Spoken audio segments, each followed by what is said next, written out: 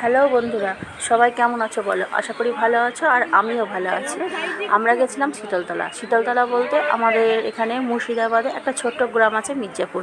এই মির্জাপুরে এই শীতলা মায়ের মন্দিরের কথা অনেকেই হয়তো শুনে থাকবে। খুব জাগ্রত মায়ের মন্দির এটা। প্রতি বছর বৈশাখ মাসে 12 মাস পুজো হয়, আর বৈশাখ মাসে বিশেষ করে গোটা মাস পুজো হয়, আর মাসের শেষে হয় বিশাল মেলা। হ্যাঁ, আমরা যথারীতি ভোর 5টায় প্রথম পুজো শুরু হয়, তারপরে 2-3টে পর্যন্ত পুজো হয়, কিন্তু প্রথম পুজো শুরু হয় ভোর 5টা থেকে। আমরা ভোর 5টায় পৌঁছে গেছি, গিয়ে পুজো দিয়েছি ভোর 5টায় গিয়ে। এই যে, আর প্রচুর লোক, আর ভোর 5টা তোমার দেখে মনেই হবে না এত রোদ এই ভোর 5টার সময়তেই।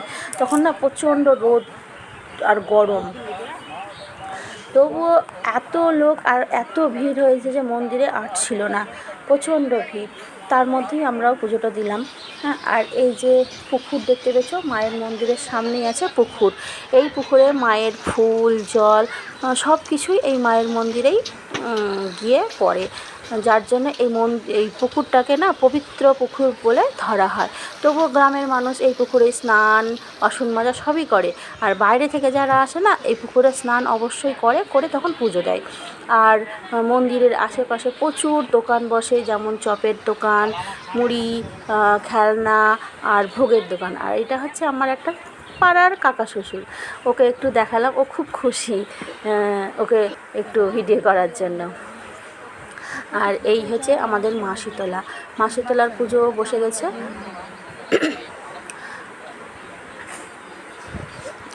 আর এটা হচ্ছে নিম গাছে তখন ফুল ফুটছিল, খুব সুন্দর, খুবই ছোট ছোট ফুল, যার জন্য তোমরা হয়তো বুঝতে পারছো কি না আমি জানি না, কিন্তু আমার খুব ভালো লাগছিলো বলে আমি একটু তোমাদেরকে দেখানোর চেষ্টা করলাম। খুবই ভালো লাগছিলো, আর একটা কি সুন্দর সেন্ট আসছিলো নিম ফুলের। আর মায়ের মন্দিরের না ছাদ নেই, ওই চাঁদুয়া টাইপের একটা কাপড় হয়, ওটাই মায়ের মাথার উপরে টাঙিয়ে দেওয়া হয়। এখানে ছাদের কোনো আদেশ নেই, যার জন্য ছাদ এখানে হয় না।